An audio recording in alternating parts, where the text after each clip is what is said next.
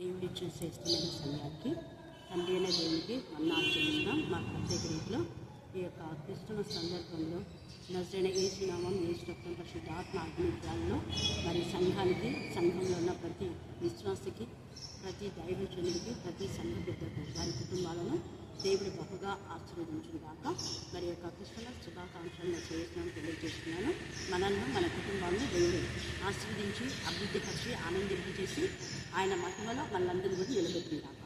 మరి ముఖ్యంగా ఈ యొక్క క్రిస్మస్ సందర్భంలో మనం నేర్చుకోవలసిన 4 విషయాలు చాలా ప్రాముఖ్యమైనవి.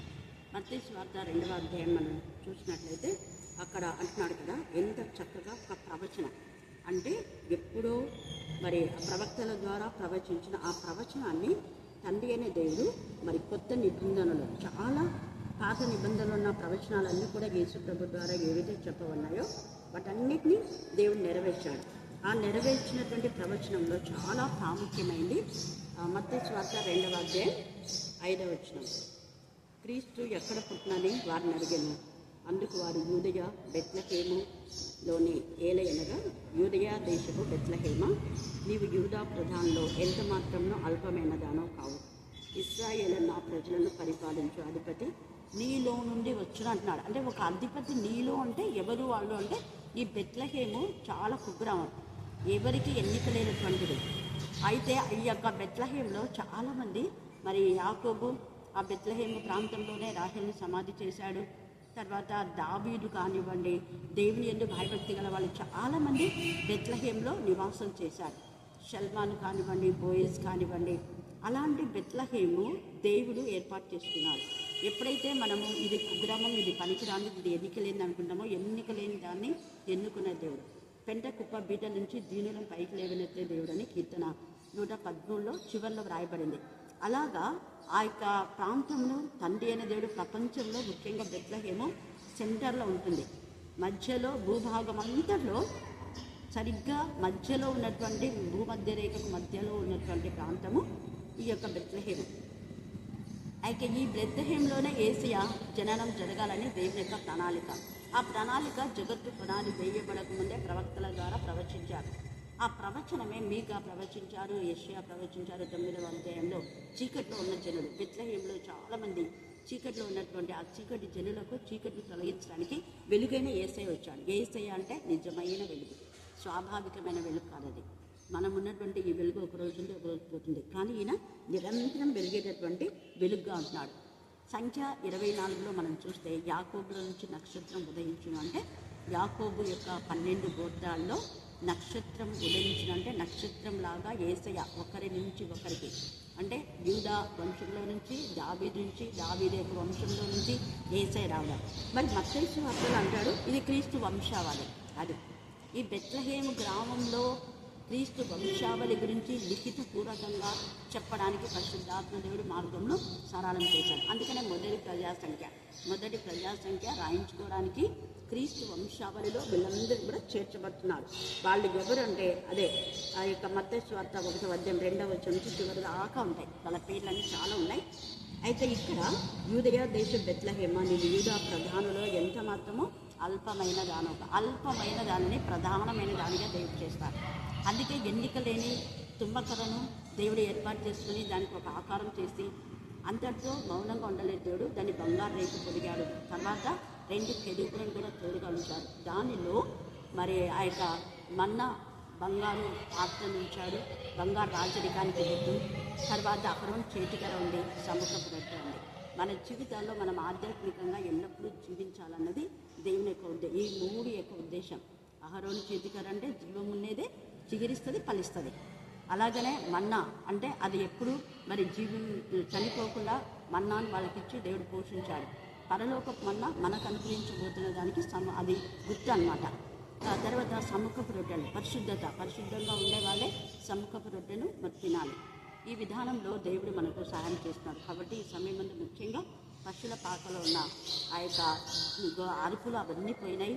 తర్వాత చీకటి తొలగిపోయింది. తర్వాత అక్కడ దూతలు ప్రగానం చేశారు. ఈ సమయమందు యేసయ్య పుట్టాడని మనం గంతులు వేసి ఆయన జననాన్ని గురించి ఉత్సవాలు చేసుకోవడం ముఖ్యం కాదు, కానీ మన హృదయంలో నిజంగా యేసయ్య జన్మిస్తే నీ హృదయంలో ఉన్న చీకటి, కుటుంబంలో చీకటి, వీధిలో ఉన్న చీకటి, దేశంలో ఉన్న చీకటి ఖచ్చితంగా లయమైపోతుంది. అంత మాత్రమే కాదు, సంతోషంతో గంతులు వేస్తాం, గాన ప్రతిగానాలు మనం చేస్తాం. తర్వాత విలువైనటువంటి సంపదతో మన ఇల్లు నింపబడుతుంది. అలాగా దేవునికి మహిమకరంగా మన జీవితాలు ఉండను గాక. Amen, amen, amen. God bless you.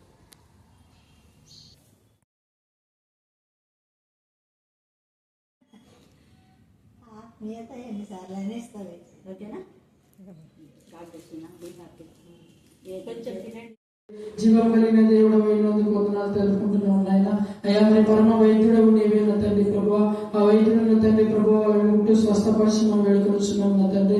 అవునా తండ్రి ప్రభువా, మరి గాయపరిచేవాడు వివిధాన్ని కట్టి మార్పించేవాడు నీవే నా తండ్రి ప్రభువా. అయ్యా మరి నీ దగ్గరికి వచ్చి వాళ్ళ పక్షాన్ని విజ్ఞాపన చేయించున్నాం నా తండ్రి.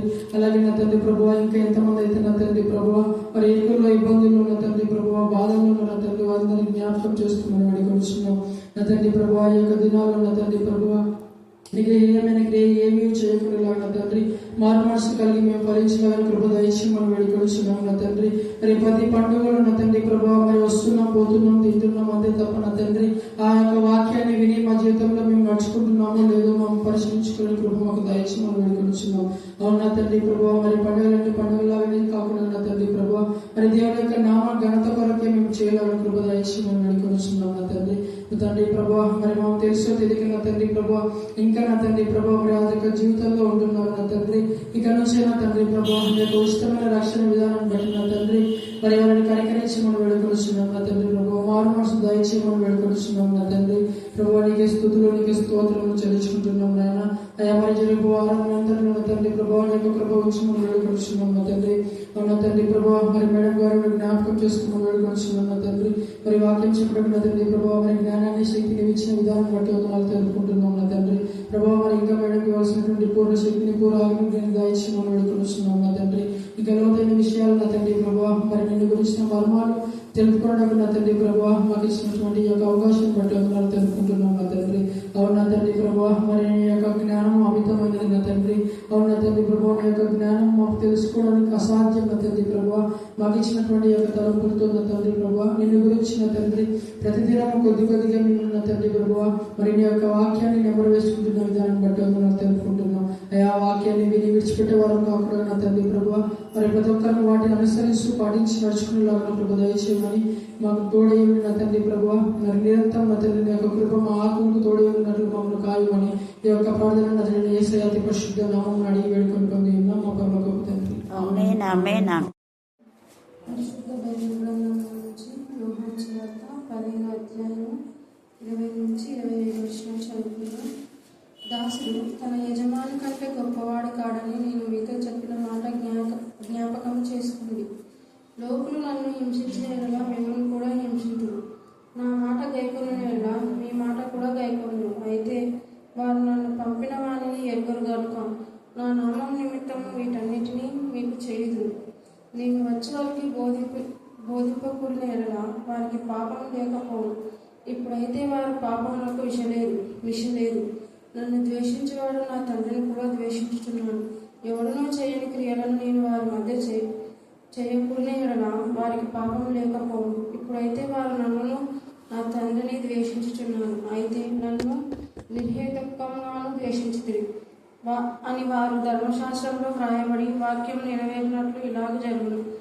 తండ్రి యొద్ద నుండి మీ యొద్దకు నేను పంపబోవు ఆదరణకర్త అనగా తండ్రి యొద్ద నుండి బయలుదేరే సత్యస్వరూపి అయిన ఆత్మ వచ్చినప్పుడు ఆయన నన్ను గూర్చి సాక్ష్యం ఇచ్చును. మీరు మొదటి నుండి నా యొద్ద ఉన్నవారు కనుక మీరు సాక్ష్యపెట్టు. దేవుడి పరిశుద్ధ వాక్యం.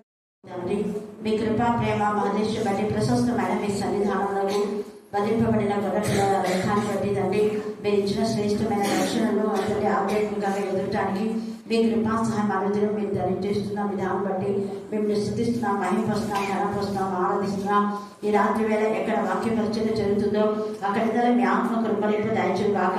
దేవా నిరాటంకంగా నాతని దేవా నీకు ఇవ్వవలసిన మహిమ ఘనత ప్రభావము మేము చెల్లించడానికి మీ కృపాసనం దయచేయమని ప్రార్థిస్తున్నాం. మొదట నీ రాజ్యంలో నీ నీతిని వెతికే బిడ్డలుగా ఉండటానికి నీ కృపాసనం దయచేయమని ప్రార్థిస్తున్నాం. క్రమం తప్పి జీవించకుండా ఉండడానికి జ్ఞానం కలుగచేది కాక. దేవా, మీరు క్రమముకు కర్తగా ఉన్నారు. అక్రమం చేయి వాళ్ళ నా ఇద్దరి నుంచి వెళ్ళిపోయిన మీరు సెలవిచ్చినారు. దేవా, ప్రతి విధమైన అక్రమము, అవిధేయత, అన్యాయము దేవా నా తండ్రి దేవా, అలచేడి నా ప్రభా, ప్రతి విధమైన అల్లర్లు యేసు నామములో గద్దించమని ప్రార్థిస్తున్నాం.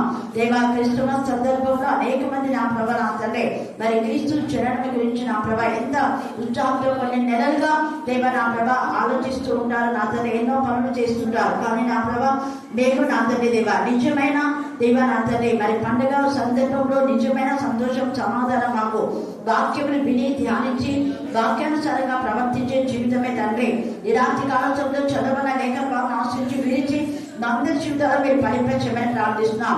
మనుషాత్మ, అపవిత్రాత్మ ఈశ్వరని గద్దించి పాదాలుగా బంధించమని ప్రార్థిస్తున్నాం.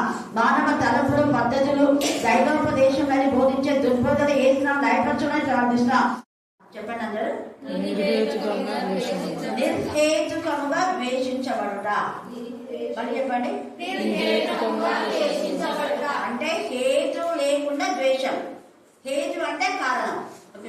కారణం లేకుండా ద్వేషించబడుతుంటాం. అందుకనే మనం బైబిల్ ఆదికాండం నుంచి ప్రకటన వరకు చూస్తే తేటగా అంటే ప్రపంచంలో ఏది జరుగుతుందో అన్ని యాజ్ గా దేవుడు రాస్తాడు. మనం అందుకే ప్రార్థన చేసేటప్పుడు కూడా ఎప్పుడు మన రక్షణ గురించి మర్చిపోకూడదు.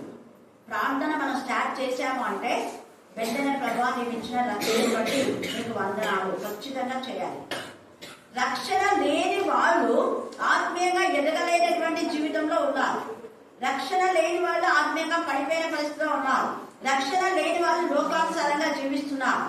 అయితే ఆత్మ సంబంధమైన విషయాల్లో మనం ఎప్పుడైతే ఆసక్తి కలిగి ఉంటామో వెంటనే లోక సంబంధులు మనం ద్వేషిస్తాం. అదే కాదు, మంచికి చెడుకు ఎప్పుడు పొత్తు కుదరదు, చీకటికి వెలుగు పొత్తు కుదరదు, క్రీస్తుకు బెలియాలకు పొత్తు కుదరదు.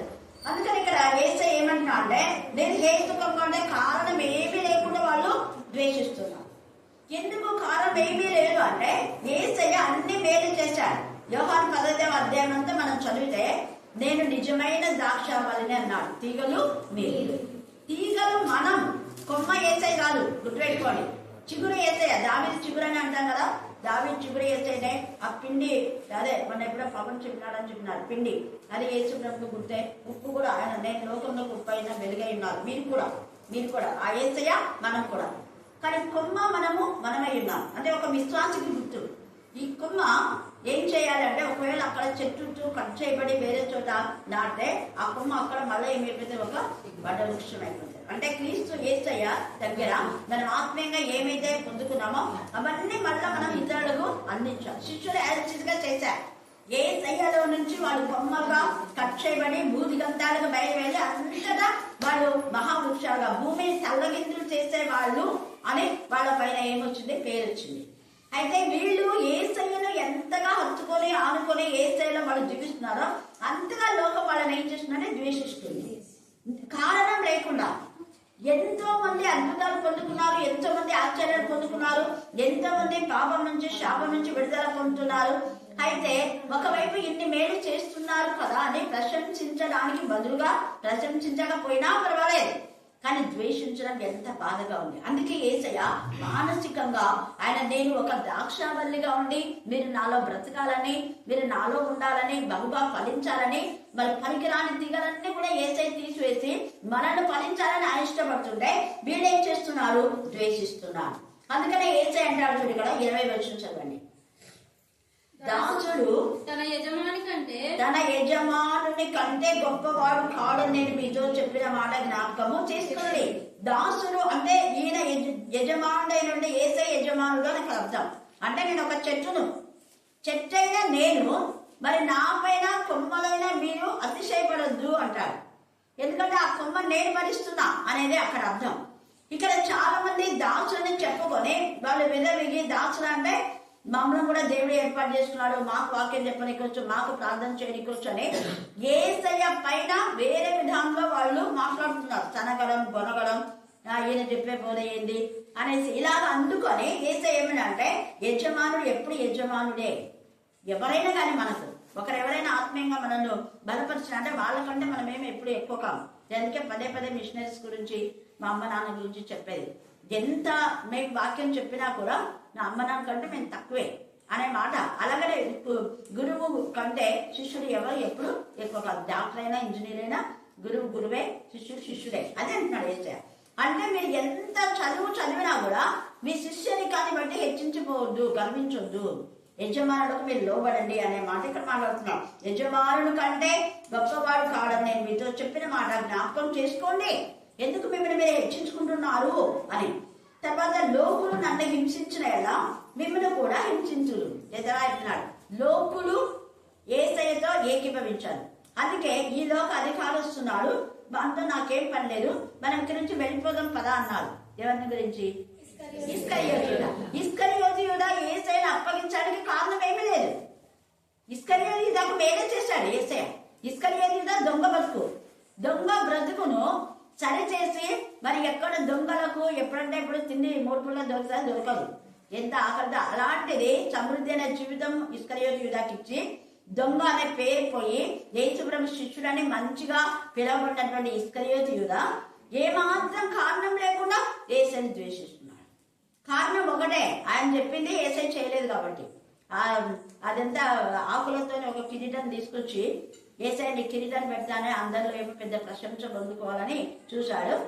ఇది కిరీటం కాదు, నాకు వేరే కిరీటం ఉంది, దేవుడు ఇచ్చే కిరీటాన్ని నేను తీసుకుంటాను అని చెప్పాడు. అప్పటి నుంచి విషపు చూపొచ్చింది యేసయ్య పైన. అలా చేయకూడదు. ఎంతకన్నా నువ్వు శిష్యుడవు కదా, యేసయ్య పైననే ఎంత ఇదిగా యేసయ్యని బ్రతుకును బాగు చేశాడని ఎప్పుడూ గుర్తుపెట్టుకోవాలి. ఇక్కడ శిష్యులైతే ఎప్పుడు అంటారు, వాళ్ళు ప్రతి మాటలో 11 మంది కూడా యేసయ్యకు ఎప్పుడు వ్యతిరేకంగా మాట్లాడాలి. ఎక్కడ చూడు, తండ్రి నీ దగ్గర నుంచి మేము ఎక్కడికి పోతాం, నీ దగ్గరనే కదా జీవజల ఊట ఉంది, నీవే కదా జీవ మార్గాలు మాకు బోధించింది, కంపు పట్టే మా జీవితాన్ని సరిచేది ప్రతిసారి. అలాగనే దావీదు కూడా తన గత జీవితాన్ని ఎప్పుడు జ్ఞాపకం చేసుకుని గొర్రెల దొడ్డిలో ఉన్న నన్ను పిలిచావు కదా. మనం కూడా రక్షణ పొందిన తర్వాత పదే మన రక్షణ విలువలు ఎప్పుడు మర్చిపోవాలి. రక్షణ విలువ మర్చిపోయినంటే వాళ్ళు విశ్వాసఘాతుగా ఇస్కరియోతు యూదా.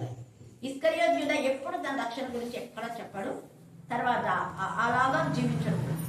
కానీ వీళ్ళు దావీదు కానివ్వండి, ఆమోస్ కూడా నేను పశువుల కాపుడు కాబట్టి నన్ను పిలిచాడంటాడు ప్రతిసారి. అది అసలు నిజమైన విశ్వాస యొక్క లక్ష్యం ఏంటంటే, మనం రక్షణలోకి ఎలా వచ్చామన్నది మనం మర్చిపోయినామంటే మనము వ్యతిరేకులమే, లోకస్తులమే. ఇంకా అందుకని ఇక్కడ అన్నాడు కదా, లోకమంతా కూడా మమ్మల్ని హింసిస్తుంది, మిమ్మల్ని కూడా విమర్శిస్తారు. నిజంగా ఈ యొక్క 11 మంది శిష్యులను ఎంతగా హింసించారో ఇస్కరియోతు యూదాను పక్కకు పెడితే, ఈ యొక్క ఇస్కరియోతు యూదా లోకులతో కలిసి లోకుల మాటలు విని యేసయ్య పైన ద్వేషాన్ని పెంచుకున్నాడు నిర్హేతుకంగా, కారణం ఏమీ లేకుండా. అలాగని మనం చూస్తే కింగ్ సౌలు కూడా, అంటే దావీదు యొక్క మామగారు, దావీదు ఏం చేశాడు, ఇశ్రాయేలులకు అంతా రక్షణ ఇచ్చినాడు. కృతజ్ఞత ఉండాలి కదా. అవును, దావీదుని బట్టి కదా మనకు రక్షణ వచ్చింది, నోటికి కూడా అదే మాట. ఎంత గర్వం చూడండి కింగ్ సౌలుకు. అసలు చిన్నోడై ఉండి అంతమంది ఇశ్రాయేలు వీళ్ళంతా భయపడి పారిపోతుంటే ఎదురు నిలిచి గొల్యాతును చంపేసి రక్షణ తీసుకొని వస్తే జీవిత పర్యంత వరకు దేవుని స్తుతించాలి దావీదుని బట్టి. వీళ్ళ గర్వం ఏంటంటే, ఏం దావీదు ఏం చేసినాడా, దేవుడు ఇచ్చాడు. దేవుడు ఇచ్చినాడు ఎవరిని బట్టి? దావీదుని బట్టి. దావీదుని మధ్యవర్తిగా తీసుకున్నాడు, దావీదుని వాడుకున్నాడు. అందుకే దావీదు జీవిత పర్యంతం దేవా నన్ను వాడుకున్నందుకు నీకు 100 కృతజ్ఞత ఉన్నాడు. కానీ వాళ్ళకు ఆ కృతజ్ఞత లేదు. వాళ్ళంతా కూడా ఈ యొక్క కింగ్ సౌలు ఎంత ఇదిగా దావీదుని చంపాలి, కారణమే లేదు. దావీదు జీవమిస్తే జీవమిచ్చిన దావీదు పైన ఏమాత్రం ప్రశంసించకపోగా చంపాలి అన్న చెడ్డ ఆలోచన, కారణమే లేకుండా. ఇలాంటి కారణంలో కారణం లేకుండా నిన్ను ద్వేషిస్తున్నారేమో, కారణం లేకుండా నిన్ను అపహసిస్తున్నారేమో, కారణం లేకుండా నిన్ను తగ్గించి మాట్లాడుతున్నారేమో, కారణం లేకుండా నిన్ను అసలు మర్చిపోయారేమో, బ్రతుకులో మేళ్లు పొందుకొని కూడా పర్లేదు. దేవుడు మన పక్షంగా ఉన్నాడు. ఎవరైతే నిష్కారణంగా మన పైన నేరారోపణ చేస్తున్నారో వాళ్ళకే దేవుడు ఏదో ఒకటి కలుగ చేస్తాడు.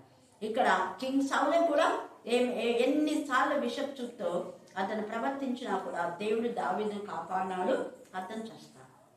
ఎవరైతే నిర్హేతుకంగా హేతు లేకుండా కారణం లేకుండా ఇస్కరియోతు యూదా యేసయ్యను చంపాలనుకున్నాడు, ఎవరి ముందు చచ్చిపోయినారు చెప్పారు?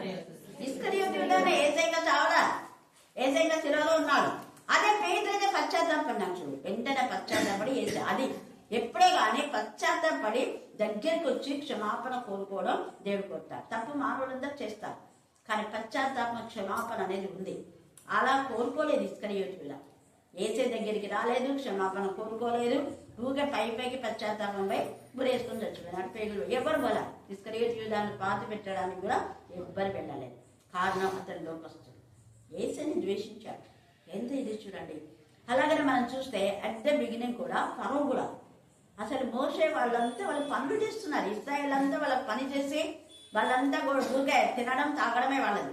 కానీ వీళ్ళు ఇటుకలు చేసి వీళ్ళు పని అంతా చేస్తున్నారు. రోజు 24 గంటల పని వీళ్ళు చేస్తూ ఉంటే ఇశ్రాయేలును కారణమే లేకుండా ఇశ్రాయేలులను పోనీయకుండా ఇశ్రాయేలు కఠినమైన శ్రమ పెట్టాలి. ఏం కారణం లేదు. వాళ్ళు వీళ్ళని ఏమన్నా అన్నారంటే అది లేదు. నిర్హేతుకంగా హేతువే లేకుండా ఇశ్రాయేలును బలర్పించడానికి మేము పోతామంటే పోవద్దు అన్నారు. ఇశ్రాయేలుల వెంట అందరిని చంపేద్దామని ఆ యొక్క కాల్బలంతో వచ్చాడు. కానీ ఫరో ఏమైపోయింది, ఆ మధ్యలో సముద్రంలో అతనే చచ్చిపోయాడు. కారణమే లేదు ఇశ్రాయేలు ద్వేషించడానికి, పోవద్దనడానికి. కానీ అంతగా వీళ్ళు చేసిన మేళ్లను మర్చిపోయాడు ఫరో. 11 తెగుళ్ళ నుంచి మోషే ఎన్నిసార్లు కాపాడినాడు. కృతజ్ఞత లేదు. నా ముఖం చూపించొద్దు అన్నాడు మోషే. చూసావా, ముఖం చూపించంటే ఒకసారి కుండ పెట్టుకొని వస్తాడు. మళ్ళీ ఒక తెగులు వస్తే మోసం పిలిచండి మళ్ళీ పూజలు నేను పంపిస్తానంటే ఎవరు ఆ కుండ పెట్టుకున్న వ్యక్తి అంటే మోసేనంటే మోసా. మరి ఎందుకు కుండ పెట్టుకున్నవే కదా ముఖం చూడొద్దు అన్నావు కదా. ముఖం చూపించొద్దు, మళ్ళీ మోసే రమ్మంటే వచ్చినాను. అందుకే ముఖం మూసుకున్నాను. 10 కమాండ్మెంట్స్ ఉంది, తేటగా ఉంది. అప్పుడు మళ్ళీ అది తీసేయకుండా అంటే తీసి నేను పోనిస్తానులే, ఈ తెగులు పోయేటట్టు ప్రార్థన చూడండి. ప్రార్థన ఏమో చేయమంటారు, మళ్ళీ మోసేని మాత్రం తగ్గించుకుంటున్నాడు. మోసే పేరు ఎవరు ఎత్తకు, మోసేకి ఎవరు మేలు చేయకూడదు, మోసేని ప్రశంసించకూడదు. ఎంత అహంకారం ఫరో. అహంకారానికి అతనే బలిపోయాడు. అతని అహంకారం అతనే బలైపోయాడు. అతని పాపం అతనే పట్టుకుంది. ఎవరి పాపం వాళ్ళనే పట్టుకుంటుంది. చేసిన మేలు మర్చిపోతే ఎవరి పాపం వాళ్ళకే శాపంగా మారుతుంది. అందుకనే నేను హేతుకంగా ఇక నన్ను ద్వేషించలే. వాళ్ళు నిన్ను కూడా కారణం లేకుండా ద్వేషిస్తారు. మనకంతే ఏం చేస్తున్నారు బా, నేను చేసిన మేలే కదా, స్వస్థత ప్రార్థన చేస్తే తప్ప వీళ్ళకి. ఇక్కడ ఏసై అంటున్నాడు, నేనందరికీ మీకు మేలు చేస్తున్నాడు, దేనిని బట్టి మీరు నన్ను ద్వేషిస్తున్నారు అంటాడు. ఇంకొకసారి నేను మీ పిల్లలు దయ్యాల నుంచి వెళ్ళగొట్టి స్వస్థపరిచి మీకు వాక్యాలు బోధించి ఇవన్నీ చేస్తే మీకు చేసే ఏ క్రియను బట్టి మీరు నన్ను ద్వేషిస్తున్నారు అడుగుతారు. దానికి వాళ్ళు ఒక్కటి కూడా చెప్పారు. ఇక్కడ కూడా అందుకే అంటున్నాడు చూడండి, 22వ వచనంలో, నేను వచ్చి వారికి బోధింపకుండిన ఎడల, ఒకవేళ నేను రాకుండా నేను బోధ చేయకుండా మీకు రక్షణ వచ్చిందా? రాలే కదా. నేను బోధ చేస్తే మీకు రక్షణ వచ్చింటది. నేను బోధ చేస్తున్నాను, బోధ ద్వారా స్వస్థత ఇవి చాలా ఉంది. దీంట్లో మనం ధ్యానం చేసుకుంటే, నేను వారికి బోధింపకుండిన ఎడల వారికి పాపం లేకపోను. కానీ నేను బోధించిన కదా, నేను బోధించినా మీకు రక్షణ మార్గం చూపించినా, మీరు అంతా కూడా అల్లాడి కొద్దిలే స్వస్థతలు చేసినాను, ఇన్ని చేసి కూడా మీరు నన్ను ద్వేషిస్తున్నారంటే అందుకే మీ పాపములకు మిష లేదు అంటున్నాడు. ఇప్పుడైతే వారి పాపములకు మిష లేదు అంటే క్షమించరాని పాపం. మేలు పొందుకొని కృతజ్ఞత లేకుండా ఏసై గురించి మాట్లాడొద్దు, ఏసై గురించి దగ్గరికి పోవద్దు అని అనేవాళ్ళు, ఏసై పేరు చెప్పొద్దు అనే వాళ్ళంతా కూడా ద్వేషమునకు, వాళ్ళ ద్వేషంతో నింపబన్నారు. ఎందుకు చెప్పకూడదు ఏసై పేరు? ఏసై అంటున్నారు మీరు. ఇదంతా లోకస్తులంతా అదే వాళ్ళ ద్వేషం. అందరు ఏసై వెంట పెడుతున్నారు, అందరు ఏసునామను స్మరిస్తున్నారు, అందరు ఏసుబ్రహ్మ అంటున్నారు. వీళ్ళేమి దేవుడు అని చెప్పాలి, ఏసై పేరు ఎందుకు చెప్పాలా? దేవుడు అని చెప్పాలి. దేవుడు కదా, దేవుడు దేవుడి దగ్గరికి రావాలి అని పౌలు కూడా అంతే. దేవుడిని కదా మనం ఆరాధించాల్సింది. ఈ ఏసుబ్రహ్మ ఎందుకు ఎత్తాడు? ఆయన ఎందుకు కుమారుడు ఎత్తాడు? దేవుడు ఒక్కడే, ఇంకా కుమారుడు ఎవరు లేరు. ఎవరు ఏసై పేరు చెప్తే వాళ్ళని చంపుదాం పదా అనేసి వెళ్ళాడు. వెంటనే ఏసయ్య, నువ్వు నన్ను హింసిస్తున్నావు. నేను హింసిస్తున్నావా? ఎవరి అంటే నువ్వు ఎవరినెవరైతే చంపుతున్నావు వాళ్ళను నా నామంలోనే వాళ్ళు వెళ్తున్నారు, నా నామంలోనే వాళ్ళు స్వస్థత చేస్తున్నారు, నా నామంలో వాళ్ళు అద్భుతాలు చేస్తున్నారు, నా నామంలో వాళ్ళు ప్రకటిస్తున్నారు. నా నామం ప్రకటిస్తుంటే నువ్వు మునికోలకు ఎదురు చదువుతున్నావు సౌలు. అప్పుడు సౌలుగా ఉన్నాడు. అపోస్తల కాలం 9 తేటగా నీవు హింసించుచున్న వాడని నేనే. ఎంత బాధ మాట, గుండె కోత అయిపోయింది పాడు. నువ్వు హింసించున్న వాడనే మాట్లాడుతున్నావు. నువ్వు దేవుడికి ఏదో పని చేస్తున్నావు నువ్వు అనుకుంటున్నావు. నేను దేవుడి పనే చేస్తున్నా లేని. ఇక్కడ కూడా ఉంది 16వ అధ్యాయంలో అదే ఉంది చూడండి 16:2. వారు మిమ్మల్ని సమాజ మందిరంలో నుండి వెలివేయుదురు, మిమ్మల్ని చంపు ప్రతివాడు దాని దేవునికి సేవ చేయుచున్నానని అనుకొను కాలము వచ్చుచున్నది. వారు తండ్రి నన్ను తెలుసుకునలేదు కనుక ఇలా చేయుదురు. నేను తండ్రి చేత పంపబడినానని, తండ్రే నా నామను హెచ్చించానని, తండ్రే నా ద్వారా అద్భుతాలు చేస్తున్నాడని ఇంగిత జ్ఞానం వీళ్ళకి లేదు. నన్ను బలపరిచిన అంటే దేవుని బలపరచు, నన్ను మహింపరచు అంటే దేవుని మహింపరచున్నాడు, నన్ను కొనియాలంటే దేవుడు కొనియాలన్నట్టు అనే జ్ఞానం వీళ్ళకి లేదు. ఎంతసేపు దేవుడు ఒక్కడే అనే నినాదంతో వెళ్ళి యేసయ్య నామమును ప్రకటించే వారిని హింసించి చంపి బాధ పెట్టి మేము దేవునికి ఏదో మేలు చేస్తున్నాము. నువ్వు దేవునికి మేలు కాదు చేశాను, కీడు చేస్తున్నావు. అందుకని యేసు అంటున్నాడు, నన్ను ఎవరైతే ద్వేషిస్తున్నారో వారి తండ్రి కూడా ద్వేషిస్తున్నారు కదా, ఎందుకు నన్ను పంపించి తండ్రే కదా అంటున్నాడు. 23వ నన్ను ద్వేషించువాడు నా తండ్రిని కూడా ద్వేషిస్తున్నాడు. ఎంత తేటగా ఉంది ఈ మాట. ఈ రాత్రి మనం కూడా అలాగే ఉన్నాము. చాలా మంది సంఘాలు ఇలాగే ఉన్నారు. వేరే వాళ్ళ ఆత్మీయ తల్లులు అంటే నొచ్చుకోలేదు, ఫలానా దగ్గర పోతుందంటే ఓర్చుకోలేదు. ఎంత ద్వేషం. అవును, దేవుడు వాళ్ళని పంపి వాళ్ళని వాడుకుంటున్నాడు కదా అనే జ్ఞానం లేదు. యేసు అయితే అందరికి సపోర్ట్ చేస్తారు. వాళ్ళు ఎవరిని ఆటంకం వచ్చుంది, అభ్యంతరం రాక మానవు, ఎవరి వలన అభ్యంతరం వచ్చిన వారికి శ్రమ. నా నామమున వాళ్ళు చేస్తున్నప్పుడు మీరు ఎందుకు ఆటంకపరుస్తారు? ఆటంకపరచుద్దారు. యోహాను యేసు ప్రభును మరి ఎంతగా హెచ్చించుకున్నాడు. యేసు ప్రభు యోహాను హెచ్చించుకున్నాడు. అయ్యో అదేంటి, నేను నీతో బ్యాప్టిజం తీసుకోవాలి, నువ్వే నా దగ్గరికి రావడం తగ్గించుకున్నాడు యోహాను. లేదు, ఇది దేవుడి యొక్క ప్రణాళిక, నీ ద్వారానే బ్యాప్టిజం తీసుకుంటాడు. తండ్రి అయిన దేవుని కుమారుడైనా తగ్గించుకున్నాడు. యోహాను కూడా యేసు ప్రభు కంటే 6 నెలలు పెద్దవాడైనా కూడా, 6 నెలలే కాదు, ఏలియా ఆత్మ యోహానులో ఉంది కొన్ని సంవత్సరాలు, అయినా కూడా తగ్గించుకున్నాడు. ఒకవేళ మనం ఈ లోక సంబంధంగా చూస్తే జగత్తు పునాది వేయబడకుండా ఉన్న యేసయ్య. సామెతలు 8వ అధ్యాయంలో అంతా తేటగా ఉంది. యేసయ్య యొక్క ఏ విధానం ఎప్పుడు ఉన్నాడు అనేది అక్కడ ఉంది. ప్రధాన శిల్పి ఉన్నాడు. నరులను చూసి ఆనందించుచుంటే అన్నాడు. మనల్ని చూసి ఆయన ఆనందిస్తుంటే మరి మనమేమో లోకంలో ఆనందిస్తున్నాం. ఇందాక పవన్ ప్రేర్ చేశారు. మనం దేవుళ్ళు ఆనందించడానికి రాకుండా లోకంలో ఆనందిస్తున్నాం. దేవుడికి ఫస్ట్ ప్రయారిటీ ఇవ్వడం లేదు. లోకంలో అన్ని ఈ లోక సంబంధమైన బట్టలు కొనుక్కోవద్దని చెప్పట్లేదు, ఇంకా వేరేది. అది ఎప్పుడు కొనుక్కోవాలో అప్పుడు కొనాలి. ప్రార్థన విడిచిపెట్టి బట్టల షాపులు పోతుంటాం. మనం ప్రార్థన విడిచిపెట్టి ఇళ్ళలో తిండి చేసుకున్నాం, ప్రార్థన విడిచిపెట్టి ఇంకోటి. అవి ఏం చేస్తారు కూడా అవన్నీ వృధాయే. దేవుని కంటే ఎక్కువగా దేన్ని మనము ప్రేమించు. ఫస్ట్ ప్రయారిటీ మనం దేవుడికి, ఆ తర్వాత మిగతా. అప్పుడు దేవుడు అంటాడు, మీకేం తక్కువ చేయను కదా. శిష్యులు కూడా అడుగుతాడు, నన్ను వెంబడించి నా సేవ మీరు చేశారు కదా, నాతోనే ఉన్నారు, మీకు ఏమైనా తక్కువైనా? ఏం తక్కువ కాదు, ఎక్కువైపోయినాయి.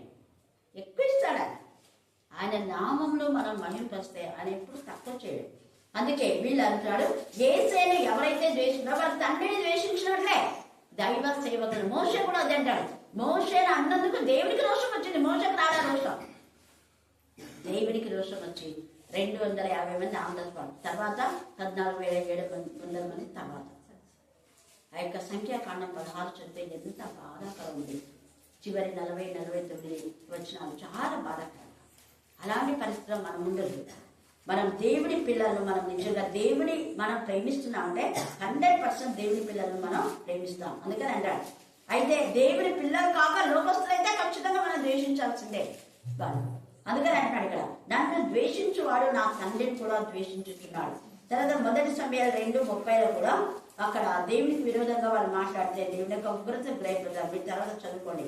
1 సమయాలు 2:30 టైం అవుతుంది కాబట్టి, నన్ను ద్వేషించువాడు నా తండ్రిని కూడా ద్వేషించున్నాడు. ఎవడును చెయ్యని క్రియలు లేని వారి మధ్య చెయ్యకుండా ఎడగా చేసినాను కదా.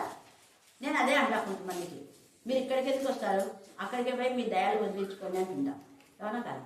అది ఏదైనా పోయిందంటే ఇక్కడికి వస్తుంటారు. మీరు ఆడికి వస్తున్నారు పలాంచోడి, మరి ఆడికే మీరు అడగండి. మీ పోయినది ఆడికే మీ గురించి అడగండి. ఇక్కడికి వచ్చేవాళ్ళు ఇక్కడ చేస్తారు. పోయేది ఎక్కడో ఇంకొక చోట ప్రార్థన మాత్రమే వస్తారు. దేవుడు మెచ్చడు అట్లాంటివి. తేటగా ఇక్కడ మాట్లాడుతున్నాడు, ఎవడునూ చెయ్యని క్రియలు నేను వారి మధ్య చేయకుండానే ఎలా వారికి పాపం లేకపోయింది. ఇప్పుడైతే వారు నన్నును నా తండ్రిని చూసి ద్వేషించి ఉన్నారు. ఇద్దరిని ద్వేషిస్తున్నారు. ఇప్పుడు దేవుడు పంపిన క్రియలు వాళ్ళు ఎప్పుడైతే నమ్మలేదో దేవుడి తండ్రిని ద్వేషించినట్లే, కుమారుడు ద్వేషిస్తే తండ్రిని కూడా ద్వేషించినట్లే.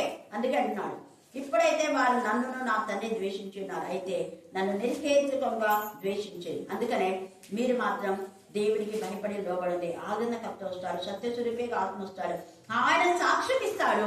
ఆ సాక్ష్యం సత్యమే.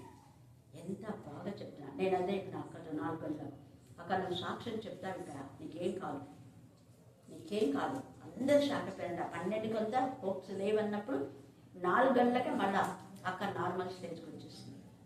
అందరితో మాట్లాడింది. ఎంత హ్యాపీగా ఉంది. మళ్ళీ రూమ్ విజిట్ చేసినారు. ఇప్పుడు ఐస్లో లేదు అక్క. Thank God. Hallelujah, hallelujah, hallelujah. దేవుడు తన బిడ్డలు కాపాడుతాడు, మనల్ని కూడా దేవుడు కాపాడు. అయితే మనం నిష్కారణంగా మేలు చేసిన వాళ్ళకి ఎప్పుడు కీర్చివేయదు. చేసిన మేళని మర్చిపోదు. 2 చేయాలి. చేసిన మేళని మనం ప్రార్థన చేస్తే ఖచ్చితంగా దేవుడి యొక్క రక్షణ గురించి మనం చేయాలి. దేవుడు చేసిన మేళను గుర్తు చేసుకొని దేవుని స్తుతించాలి. అది మెయిన్గా చేయాలి. చేసిన మేళను బట్టి దేవుని స్తుతించడమే ముఖ్యమైనది. స్తుతించకుండా ఏమేమో చేయడం కాదు. స్తుతి అనేది ఇక్కడ అంతా అదే అంటున్నాడు. చేసిన వాటిని జ్ఞాపకం చేసుకోకుండా ద్వేషించకూడదు. ఫరో చేసిన మేళను బట్టి దేశించాడు, తన నాశనం అయిపోయినాడు. హేరోదు కూడా అంతే. హేరోదు రాజు పుట్టిన పిల్లోడు ఏం చేస్తాడు? ఆ ఒక్క యేసు ప్రభు పుట్టాడు, నువ్వు కాదు యూదుల రాజువు, ఇంకొక రాజు ఉన్నాడు అనంగానే 2 సంవత్సరాల పిల్లలందరూ చంపించారు. కారణం లేకుండా. ఆ పిల్లలు ఏమైనా చేస్తున్నారా? లేదు, కారణమే లేదు. అందుకే రాహేలు తన పిల్లల విషయమై రోదన చేశానని, అంటే ఆ బెత్లహేంలోనే రాహేలు పాట పెట్టాడు. అదే బెత్లహేంలోనే రోదన ధ్వని అయింది. అంటే ప్రవచనం అది. అందుకనే కారణం ఆ పిల్లలు, ఫస్ట్ పిల్లలు ఏం చేస్తారు? ఎంత నీచులు చూడండి. అలాగా యెజబెల్ కూడా అంతే. యెజబెల్కి ఎంత ద్రాక్ష తోట ఉంది, కానీ అన్ని ఉన్నా కూడా నాబోతు ద్రాక్ష తోటనే కావాలి. మనలు కూడా అంతే. ఎన్ని వాక్యాలు చెప్పొచ్చు రోజులో, ఎన్ని చెప్పొచ్చు. ఇలా బుధవారమే కావాలంట, మంగళవారమే కావాలంట. చెప్పడానికి ఎక్కడికి పోయి చెప్పవచ్చు. ఈరోజు ఎంతమంది పిలుస్తున్నారు? పోతే నేను ఎంతమంది పిలుస్తుంటారు, ఎంతమంది అడుగుతున్నారు వాక్యం చెప్పడానికి. అక్కడ చెప్పరు. అన్ని ఆటంకాలే. దేవుడు క్షమించాడు. అందుకని ఇక్కడ తేజగా పరిశుద్ధ ఆత్మదేవుడు మాట్లాడుతున్నాడు. రాత్రి కాల సమయమని నాబోతు యొక్క ద్రాక్ష తోట ఒక్కటి తీసుకుంది, కానీ అది అనుభవించడా చచ్చిందని. నాబోతుని చంపింది, అది వచ్చింది, దాని భర్త వచ్చినాడు, దాని పిల్లలందరూ వచ్చినారు. ఇవ్వలే. అత్తల్లే కూడా అంతే. తన కొడుకు రాజుగా లేడని రాజకుమారులందరూ చంపేసింది. కారణమే లేదు. తన కొడుకు తప్పు చేస్తే చచ్చినాడు, చేసిన అవివేక పనులకు చంపేసినాడు. తన కొడుకు చస్తే మిగతా రాజులందరినీ చంపేసింది ఆ తల్లి. కారణమే లేదు. ఇలాగా కారణం లేకుండా చాలా మంది నిష్కారణంగా బాధను అనుభవించే వాళ్ళు ఉన్నారు. ఆ బాధలో 12 మంది శిష్యులు కూడా.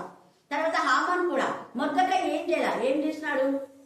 ఆయన పని గేట్ కీపర్ పని, ఆయన పని ఆయన చేసుకున్నాడు. నీకు నమస్తే పెడితే ఏమి, పెట్టకపోతే ఏమి, కానీ తల వంచాలంట. ఊరికే ప్రైజులాలని చెప్పకూడదు, తల వంచి చెప్పాలంట.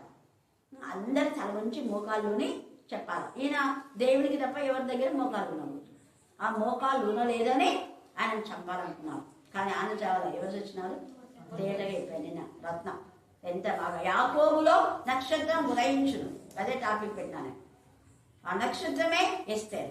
ఎస్తేర్ ఇప్పుడున్న నక్షత్రం, అది నడిపించే నక్షత్రం, ప్రకాశించే నక్షత్రం, ఆదరణ ఇచ్చిన నక్షత్రం, వెలిగించినటువంటి నక్షత్రం, సమాధానం ఇచ్చిన నక్షత్రం, మార్గంను సారం చేసిన నక్షత్రం. చాలా ఉన్నాయి నక్షత్రాల గురించి. రేపు కూడా మళ్ళీ ధ్యానం చేసుకుందాం. దేవుడు ఈ లేఖన భాగం దీవించి ఆశీర్వదించుగాక. ఆమేన్, ఆమేన్, ఆమేన్. ఈ సమయం